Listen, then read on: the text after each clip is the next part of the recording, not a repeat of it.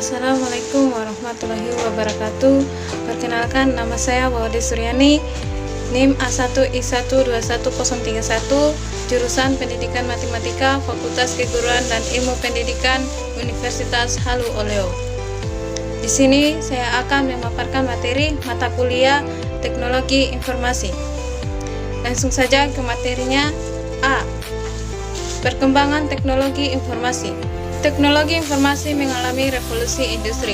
Berikut revolusi industri tersebut. Revolusi industri pertama, perubahan tenaga hewan atau manusia ke mesin industri atau mesin uap. Revolusi industri kedua, yaitu perkembangan komputer pertama kali mempunyai 3 disk operasi sistem, kemudian merombak ke Windows dan Linux. Komputer pertama kali berupa kalkulator. Revolusi industri ketiga yaitu perkembangan internet, di mana internet itu adalah salah satu interkoneksi yang menghubungkan antara komputer yang satu ke komputer lainnya di seluruh dunia. Revolusi industri keempat yaitu perkembangan big data dan Internet of Time revolusi terjadi karena kemauan manusia yang semakin besar agar mempermudah segala hal. Big data adalah data yang tersedia di dunia maya, sedangkan Internet of Time contohnya seperti media sosial. Revolusi industri kelima yaitu perkembangan energi, contohnya seperti kompor listrik, AC, dan lain sebagainya. Peran matematika dalam teknologi informasi yaitu logika matematika, yang dimana di sini seperti rekayasa perangkat lunak. B. Teknologi berbasis komputer. Teknologi selalu berkaitan dengan komputer. Komputer terbagi menjadi 3 komponen. Nah, apakah kalian tahu 3 komponen itu apa? Yuk kita bahas. 3 komponen itu adalah 1. Hardware, yaitu perangkat keras yang memiliki fisik dan bisa dipegang. Contohnya seperti monitor, CPU, mouse, keyboard, dan lain sebagainya. Kedua, software, yaitu perangkat lunak yang tidak memiliki fisik dan tidak bisa disentuh karena berupa aplikasi atau program komputer yang berguna untuk membantu manusia.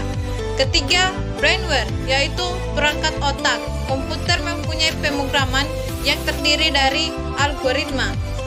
Perangkat lunak, keras, dan otak itu memiliki keterkaitan yang sangat erat, di mana brainware itu terdiri dari RAM atau random access memory, yaitu proses komputer yang menyimpan data-data secara permanen, dan memiliki ROM atau read only memory, yaitu proses komputer yang menyimpan data-data secara tidak permanen. Hardware terdiri dari PC, laptop, dan netbook, sedangkan software jika ditinjau atau dilihat dari SO-nya terdiri dari disk operation system, Windows dikaitkan oleh Microsoft, dan Linux, Android, iOS.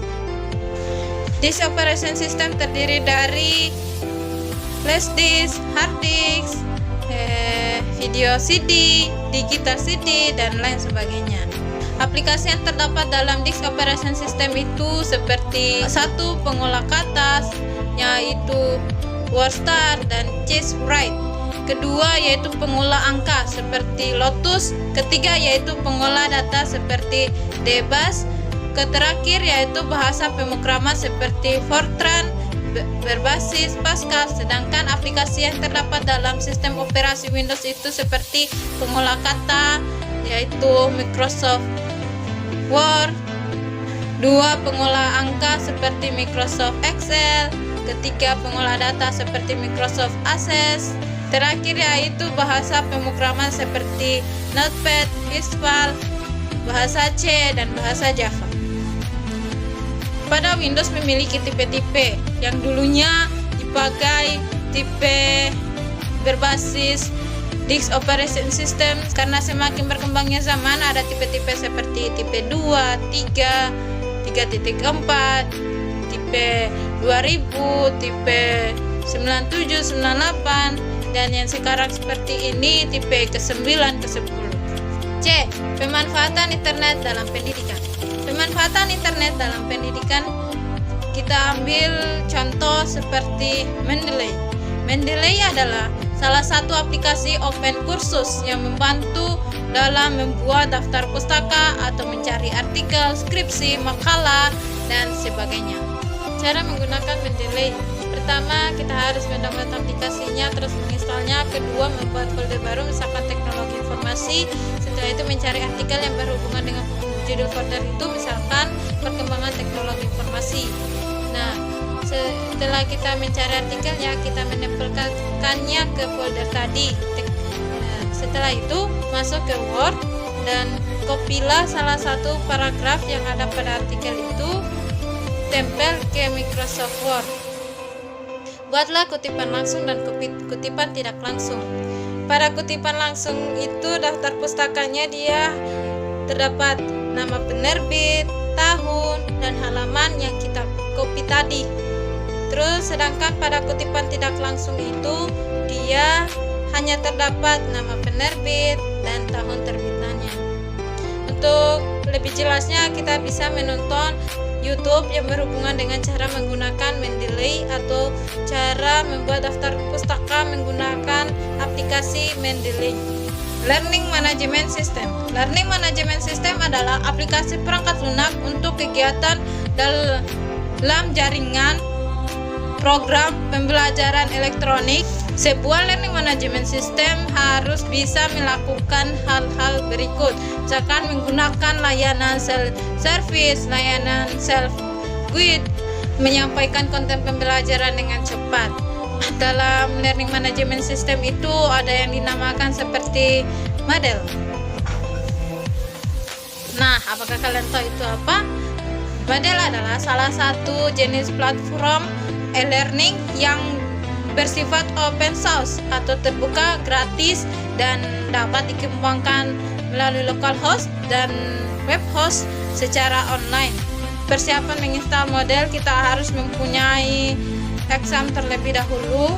Nah, setelah itu downloadlah aplikasi model tersebut atau filenya. Setelah kita download, kopilah file model tersebut dan tempel ke dalam folder exam di dalam htdocs-nya.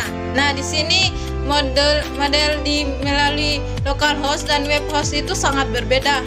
Perbedaannya yaitu karena menurut saya menginstal model dalam local host itu sangat membingungkan. Kita harus memperbaiki errornya terlebih dulu, kadang memiliki kendala-kendala yang lain. Sedangkan web host itu dia sangat gampang, kita tinggal membuat nama domain saja, terus membuat nama email dan terus membuat nama alamat web kita itu.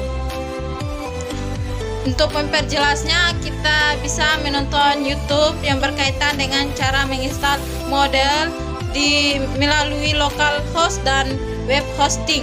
Dan yang terakhir, multimedia. Selain menggunakan learning management system dan email, ada beberapa alat pembelajaran yang bisa membantu kita seperti Google, YouTube, Google Meet, Google Drive, terjemahan, Classroom, Zoom, Google One, dokumen, dan lain sebagainya. Dulu kan ada aplikasi Yahoo, karena semakin berkembangnya zaman, Yahoo tersebut kalah dengan aplikasi yang lainnya. Sekarang saja mungkin ada aplikasi yang akan hilang atau yang akan naik lagi, kita tidak akan tahu seperti apa nantinya, karena kita akan berkembang terus. Sekian dari materi yang saya sampaikan. Mohon maaf jika ada tutur kata yang salah. Sebelum saya menutupnya, jangan lupa like, comment, dan subscribe channel YouTube saya, Wody Sriani. Wassalamualaikum warahmatullahi wabarakatuh.